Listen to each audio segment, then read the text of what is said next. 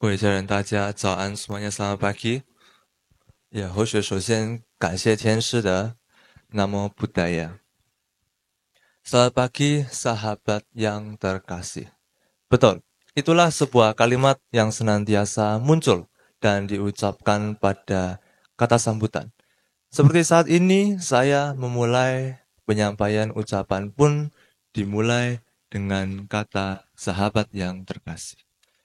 Mengingat topik Puja Bakti minggu lalu, apa betul? Simak di bawah ini. Yang pertama, kawan itu apa? 1000 orang yang datang di saat kamu senang. Lalu yang kedua, kekasih itu apa? Yang ini boleh senyum-senyum aja. Saya ulangi, kekasih itu apa? Satu orang yang membuat kamu lupa 1000 orang. Kemudian yang terakhir, yang ketiga, sahabat itu apa? Satu orang yang selalu ada di saat 1001 orang melupakanmu. Sungguh teramat istimewa dalam pembelajaran pada Puja Bakti minggu lalu.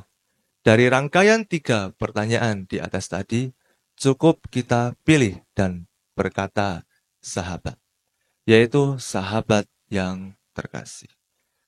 Sekarang mari kita sambut untuk Ibu Sinta, rangkumkan bila ada lagi benih yang terhimpit, benih yang merusak. Silahkan. 谢谢。Betul. Saya juga memulai dengan sebuah kalimat, sahabat yang terkasih. Salam, Namo Buddhaya. Dalam perjalanan kehidupan pada saat atau di zaman modern ini, kita jumpai bahwa persoalan dan pergumulan hidup semakin hari semakin rancu dan berat. Dan kita harus semangat bertransformasi. Dikala situasi hidup yang begitu genting dan demokrasi yang terus mekar, dapat dipastikan bersandar kepada kekuatan dan kepandaian kita sendiri. Manakala justru pergumulan menjadi semakin berat dan tidak terselesaikan secara tuntas. Topik hari ini satu kata, yaitu gulma. Saya rangkumkan sebagai berikut. Gulma adalah tanaman yang tumbuh di sekitar tanaman budidaya, yang mana pertumbuhannya tidak dikehendaki dan pasti tidak bermanfaat, umumnya merugikan, sebab dapat merusak, menghambat pertumbuhan tanaman di sekitarnya, mengakibatkan penurunan kuantitas dan kualitas produksi atau panen, serta dapat menjadi sarang hama penyakit. Di tempat ini, jika kita sebutkan seandainya ada gulma di tempat ini, bisa kita deskripsikan orang itu yang berada di sini sebenarnya tidak pada tempatnya. Mari dengar, hari ini saya, Sinta akan menyampaikan satu kesaksian. Jika ada tanaman gulma, si dia selalu menimbulkan persoalan. Namun si gulma itu tumbuh dan menghimpit, berada di sekitar kita walaupun kehadirannya tidak dikehendaki kita. Si dia bersifat melawan terhadap siapapun, tidak bisa cocok, kompetitif, melawan agar yang lain dijadikan tidak dapat berhasil, membuat gaduh. Akhir dari itu, untuk mendapatkan segalanya yang dikehendaki, si dia itu mencuri. Akhirnya, gulma itu identik dengan maling. Bagi seorang umat, bisa jadi seorang pimpinan guru keagamaan pun yang kita ketahui baru-baru ini terjadi di cabang wihara Bali kita. Si dia itu adalah pimpinan yang paling tidak diharapkan kehadirannya di sekitar benih yang sudah ditaburkan, bahkan yang sudah tumbuh. Si dia tumbuh di sekitar umat-umat yang kita bina, membiarkan si dia di sekitar benih yang kita tanam, sama artinya dengan membiarkan zat alelopatif atau bersifat racun, membunuh tanaman kita, umat kita. Pada akhirnya, mencuri. Setelah mencuri, diteriaki si maling. Terbongkar ternyata di sana sini masih banyak berhutang uang. Di sana sini komunitasnya pun banyak berhubungan dengan persoalan keuangan yang sangat memalukan. Akhirnya, siapa yang mau bertanggung jawab? Yang terkait mengatur gulma atau sidia ini adalah siapakah pembimbingnya atau gurunya?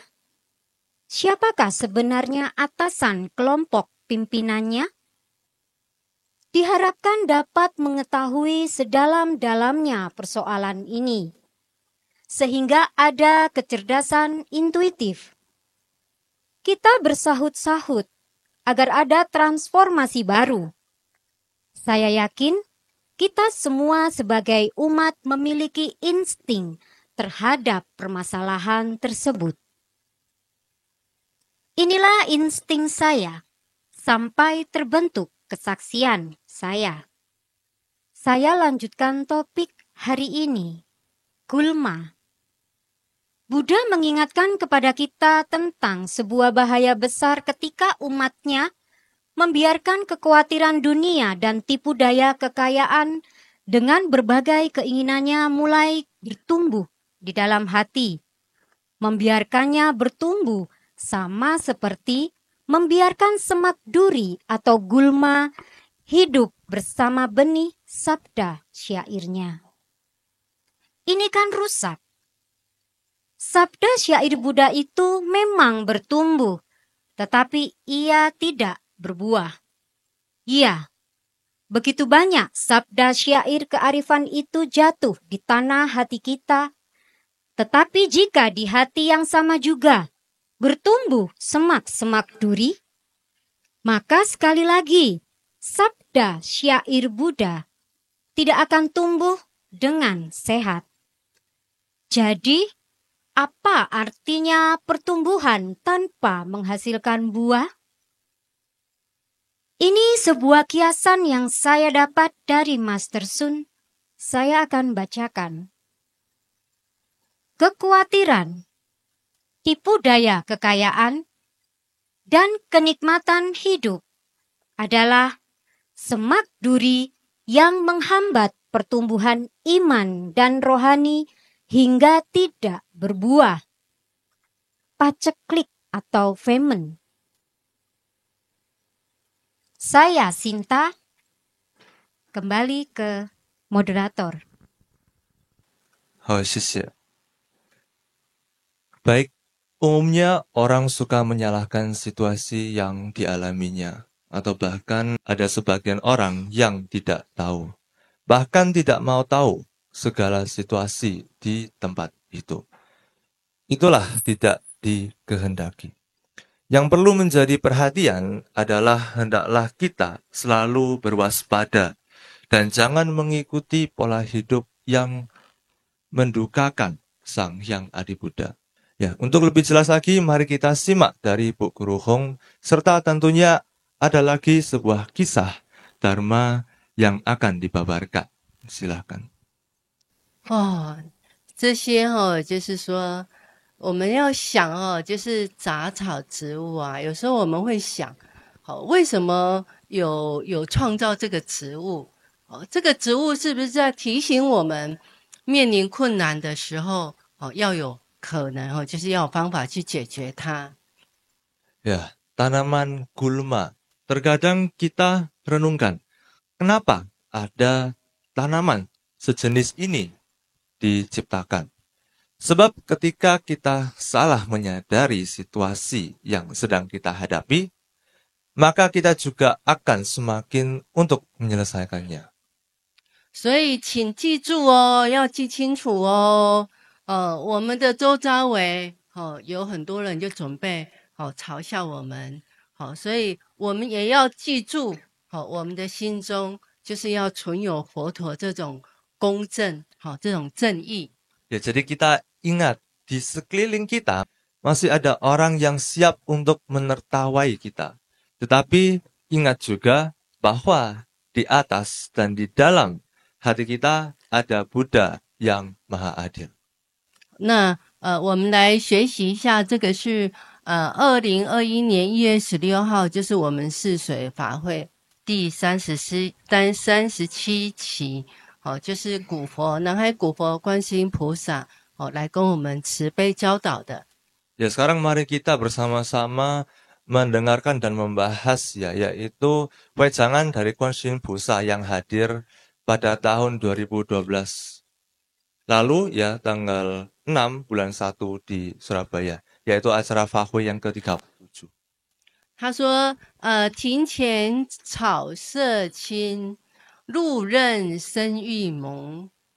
Ya, hijau rumput di depan pekarangan, embun membasahi, menghidupkan tunas. 其然自清净，万事复昌明。 Bila diri diliputi keheningan, segala permasalahan memudar, hilang. 人神何比分，一念转轮根。 Ya, manusia dan dewa, bagaimana membedakannya? Hanya dengan merubah satu pikiran. 见性实存养，三生明果成。 Menemukan diri sejati setiap saat dibina, buah karma dari 3 kali kehidupan. 那我们听完这个是古佛的慈训，就是我们要来讲一个故事，就是我们要讲一个故事，这个就是哀怨的杜鹃鸟的故事。 Ya, seterusnya ini ada sebuah kisah. Dapat kita bandingkan dengan topik di atas yang sudah kita bersama-sama dengarkan. Ini ada sebuah kisah yang judulnya Seekor Burung Kedasi, The Story of Plaintive Cuckoo-bird. 那为什么它叫哀怨的杜鹃鸟？就是它的声音呢，听起来很哀伤、很可怜的样子，所以叫哀怨的杜鹃。那它这个鸟有很多的名字，因为每一个地方、每一个国家取的名字都不一样。在泰国啦，在马来西亚啦，它都有特别不一样的地方。那也很多人叫这个鸟叫做巢寄生虫，也是有，就是很多很多的名称。 Ya, jadi ada banyak sekali ya nama dari burung ini seperti plaintive cuckoo, burung kedasi, burung wiwit. Ya, burung ini ditemukan terutama di kawasan Asia Tenggara, ya seperti Indonesia, termasuk Indonesia, Thailand, Malaysia, dan sebagainya. Ya, ia dikenal dengan panggilan khasnya yang terdengar sedih, sesuai dengan namanya. Burung ini berukuran sedang dan memiliki bulu berwarna coklat keabu-abuan dengan perut bergaris. Burung ini juga dikenal sebagai parasit induk. 那我们现在就进入到这个正法故事杜鹃鸟我们要好好听哦，把耳朵亲一亲，要听好，这个故事很好听的。 Ya, sekarang kita mempersiapkan diri untuk bisa mendengarkan ya dengan baik-baik, dengan seksama mengenai cerita dalam sejati hari ini yaitu seekor burung kedasi. 那我们就从这个杜鹃鸟它要产卵的时候它会在这个天空上倒其他的鸟的巢生卵。 Ya, kita awali dari seekor burung kedasi betina yang hendak bertelur. Burung ini terbang-terbang di angkasa mencari sarang jenis burung lain. 那当它找到这个鸟巢的，那它就会在那边生下一个蛋。它生下蛋以后，它就离开。那这个卵呢，就是跟其他的鸟就其他的鸟就一起孵化哈。Ya, pada saat menemukan sarang burung lain, dia pun bertelur di sarang tersebut. Lalu ditinggalkan telur tersebut dan dierami pemilik sarang burung itu. Boleh jadi dierami bersama dengan telur-telur si pemilik sarang burung tersebut. 那这个杜鹃鸟呢？为什么鸟巢就只剩下一只鸟？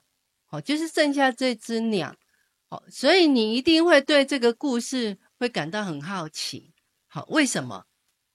因为这个鸟又叫做寄生鸟。它繁殖，就是它不喜欢做巢，它总是喜欢用别人的鸟巢。所以我们很少在这个鸟场当中，看到其他的。为什么看到其他的鸟？为什么？ Ya, jika burung kedasi ini kita simak, kenapa di sarang burung hanya ada satu ekor saja anak burung ini? Kalian pasti penasaran atas kisah di baliknya. Burung ini disebut sebagai burung parasit.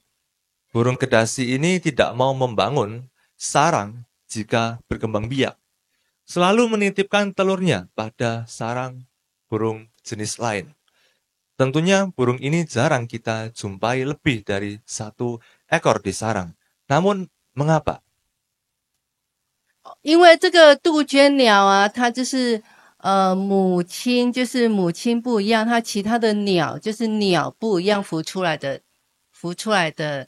杜鹃鸟嘛。那它孵化，它生出来以后，它就会踢走其他的鸟。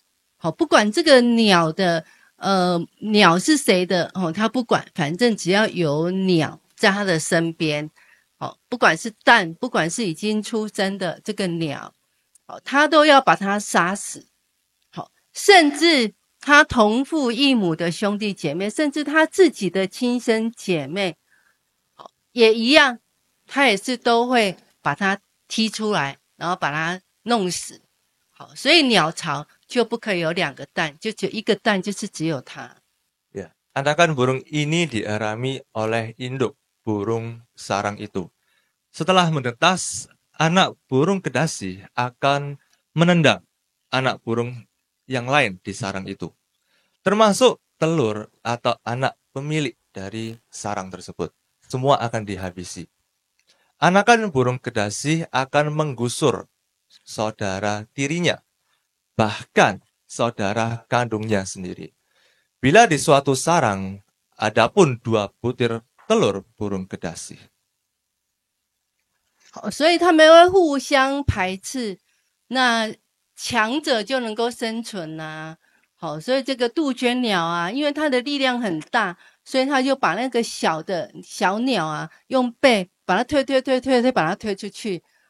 就是不管的用什么方法，就是要把它甩开，就是要把这个其他的鸟丢掉。Ya, 把它弄死。Ya, mereka akan saling mengusir. Yang kuat akan bertahan. Kekuatan anak burung kedasi terletak pada punggungnya. Benda apapun yang ada di sana, yang kena punggungnya akan merefleks mengusirnya. 那你看到这只鸟，它的体型也是很大。那它这样子就是常常欺负别的鸟巢，就是欺负别的鸟巢的小鸟，把它丢出来。所以你看这只鸟啊，它的名声啊，就是非常糟糕。Ya, walaupun bayi anakan dari burung lain yang jauh lebih besar, burung kedasi mampu menjatuhkan keluar dari sarang tersebut. Mitos anak burung kedasi ini amatlah buruk. 所以这只鸟就是有人把它称为说它是鸟中的败类，或是狡猾的鸟，所以它的名声就是很不好。Ya, jadi mitos anak burung kedasi ini ya, dari cerita ini melahirkan suatu cerita dan arti yang amatlah buruk. 那刚才呢，我们都听了行大的见证，好，那我们也希望能够就是能够思考，好，这个杜鹃鸟的成长过程，好，它这个是不是跟行大刚才见证的，好，比较看看，好，我们可以想一想。Ya, setelah mendengar tadi Ibu Sinta memberikan sebuah kesaksian, kiranya kisah pertumbuhan dari telur anak burung kedasi ini bisa kita renungkan, bahkan kita bandingkan dengan kesaksian dari Ibu Sinta. Mari kita renungkan. 所以在这种情况下，我们要好好学习，我们可以避免坏的。好，这是我们在这次的讲题中得到最多的。好，我们要被引导走上正确光明的道路。 Dalam hal ini, yang baik dapat kita pelajari tentunya, yang buruk dapat kita jauhi. Inilah yang dapat kita dapatkan di puja bakti ini. Kita dituntun di jalan yang benar dan yang terang. 那我们再来学习这个2012年1月7号就是泗水法会37期，就是我们的韩大仙，他就来跟我们慈悲。 Ya, sekarang mari kita membahas bersama lagi ya sebuah wejangan dari Han Tasien pada tahun 2012 silam di Surabaya juga. 他说人呐、两撇啊，一阴一阳很简单呐、可是造下无数的因呐、结下无数的果啊，要自己去承担哦。所以种瓜得瓜，种豆得豆，天网恢恢，疏而不漏。人受因果的牵缠，苦业循环不息呀、 Ya, jadi kita pelajari dari salah satu huruf Mandarin yaitu huruf Ren. Huruf Ren ini yang artinya manusia, sangat sederhana. Hanya dua goresan ya, kiri dan kanan. Satu yin dan satunya yang. Namun menciptakan begitu banyak karma yang akibatnya akan ditanggung oleh dirinya sendiri. Itulah yang disebut menanam labu akan memetik labu. Menanam kacang akan memanen kacang. Jala langit walau besar, lubang jeratnya tidak ada satu pun yang bisa lolos. Dikarenakan manusia terlilit oleh karma, sehingga siklus penderitaan berlanjut, tiada habisnya.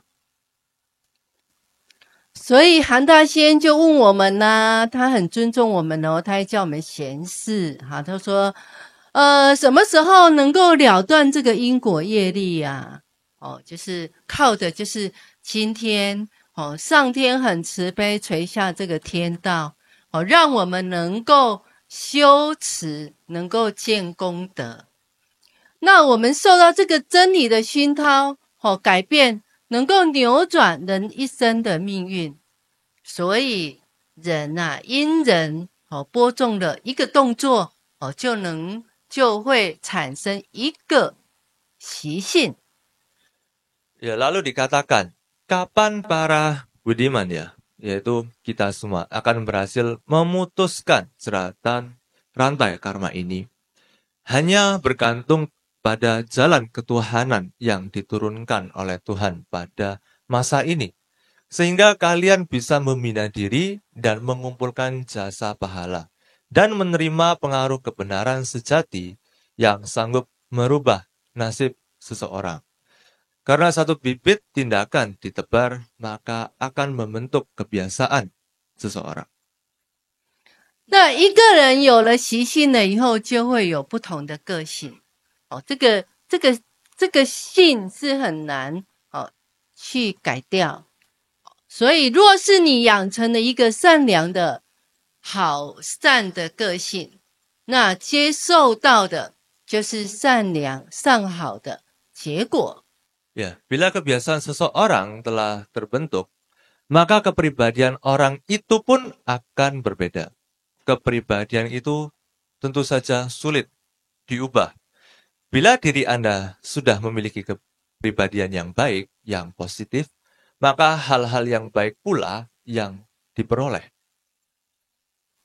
那若是你播种了一个不好的习惯、恶的习惯，那你所接受的就是恶的习性跟恶的结果。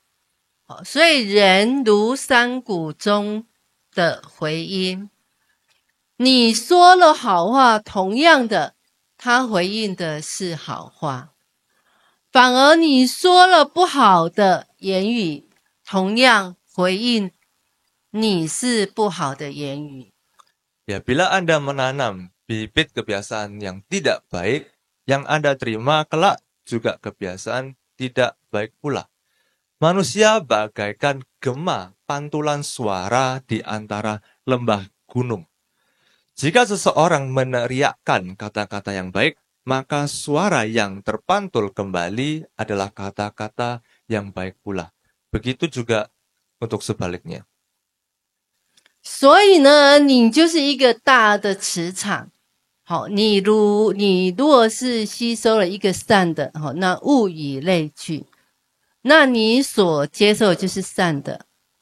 好，所以当要己所不欲，勿施于人。好，所以贤士种什么因，就能够得到什么果，这是很当然的。好，所以大仙就劝我们。就是劝我们要好善求之，好善喜，就是要求好的。Ya, diri Anda adalah sebuah magnet yang besar.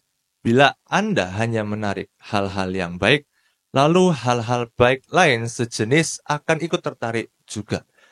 Oleh karenanya, apa yang kita sendiri tidak inginkan, janganlah dilakukan kepada orang lain. Apa yang para budiman ya kita semua tanam pasti akan membuahkan hasil yang sama dengan apa yang ditanam. Oleh karena itu, Hantashen menasihati kita semua untuk membiasakan diri berbuat dan menyukai kebajikan. 所以这个就是全部感恩，希望他能够给我们带来有一个同情心跟一个慈悲的心。 Ya, sekian dan terima kasih. Semoga dapat memberikan kita karuna dan metta, cinta kasih. 那我们现在就进入到这个自学审思，就是我们一样也是列3个项目来让我们学习审思。 Ya, sekarang kita menuju ke bagian 自学省思, yaitu merenungan untuk belajar sendiri, yang kita sudah rangkumkan menjadi 3 buah pertanyaan. 第一个就是明明上帝他不变，表达他的慈心也都不变，那谁是我们主要的关注重点？那今生为什么我们会遇到这种困难挣扎呢？ Ya, yang pertama, Sang Hyang Adi Buddha tidak berubah, menunjukkan bahwa metanya, ya, cinta kasihnya juga tidak berubah. Siapakah fokus utama kita ketika menghadapi pergumulan yang berat di kehidupan kita ini? 第二个，你看我们如果杂草在那里，我们要种东西也是很困难。所以如果你遇到危险啊、紧张啊，你要记得，就是明明上帝会守护着我们的生命，会抵御敌人的愤怒。明明上帝他伸出了你的手，那是不是你要让上帝救呢？而你明明上帝救了我。Ya.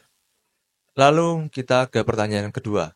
Bagaimana kita bisa bercocok tanam bila tanaman gulma itu tetap ada dan terus dibiarkan begitu saja?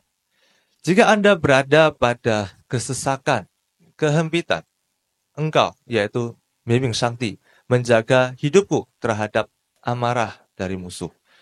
Engkau, Miming Shakti, mengulur tanganmu, dan engkau, Miming Shakti, menyelamatkanku.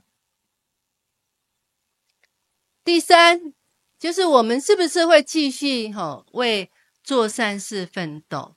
好，战胜这些就是战胜这些罪恶啦，跟死亡啦。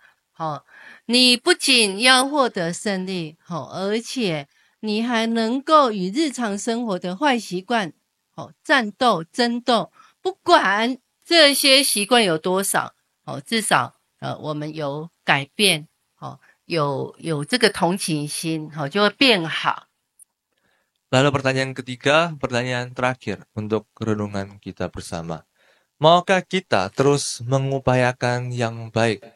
Telah dimenangkan atas dosa dan maut. Anda bukan hanya telah menang, tetapi juga memampukan Anda untuk melawan kebiasaan-kebiasaan buruk dalam keseharian Anda, sekecil apapun masalahnya. Bentukkan wujud dari karuna meta. 好，那我们今天的讲题我们就研习到这个地方。那下一个活动我们就交给奇峰来带领我们楼阿，让我们顺顺利利。Ya, untuk Puja Bakti hari ini yaitu topik Puja Bakti pembelajaran kita hari ini sampai di titik ini.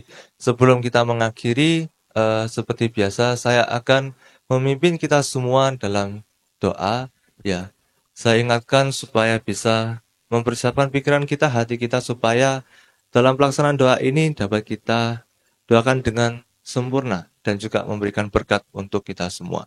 Ya, jadi Husye, saya akan memulai beberapa kata ya, 1 hingga 2 kata, lalu kita semua di sini dapat mengikutinya. Ya, doa mulai. Sabda syair Bodhisattva hari ini Sabda syair Bodhisattva hari ini mengajak kita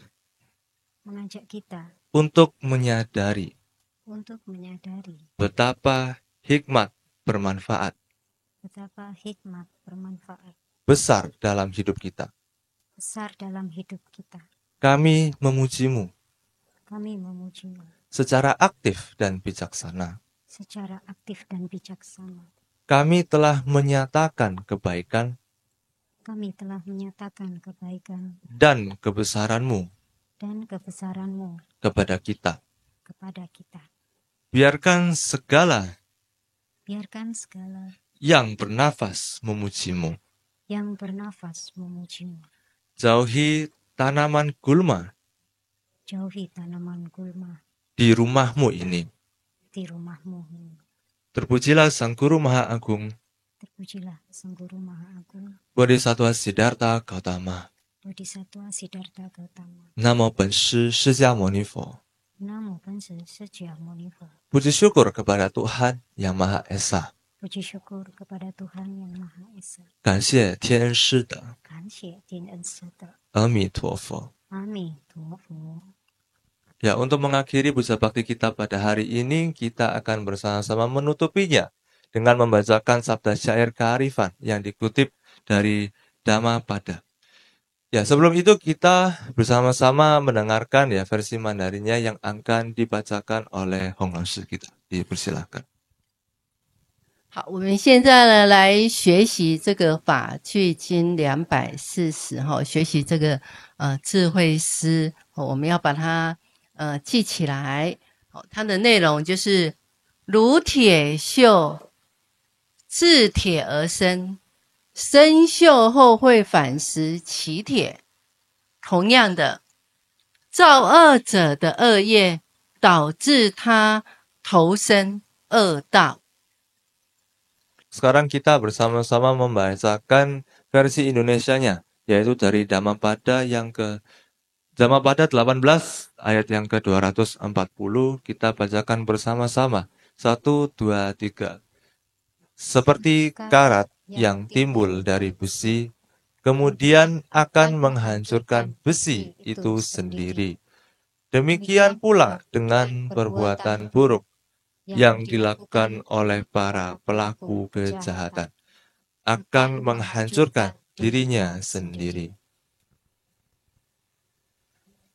好，那我们今天的课程就研习到这个地方。祝福各位家人平安健康。Ya, jadi untuk pembelajaran puja bakti kita hari ini sampai di titik ini mendoakan semuanya dalam keadaan baik-baik saja, sehat dan semuanya dengan keadaan yang lancar. 也希望这个讲题能够带给众生能够带给众生带来好运。 Dan supaya ya puja bakti kita hari ini, pembelajaran kita hari ini juga bisa memberikan suatu berkat dan juga manfaat untuk semuanya dan memberikan suatu kehokian untuk kita semua yang mendengarkan. 好，那我们就先下课，我们再看影片。好，以上。Ya,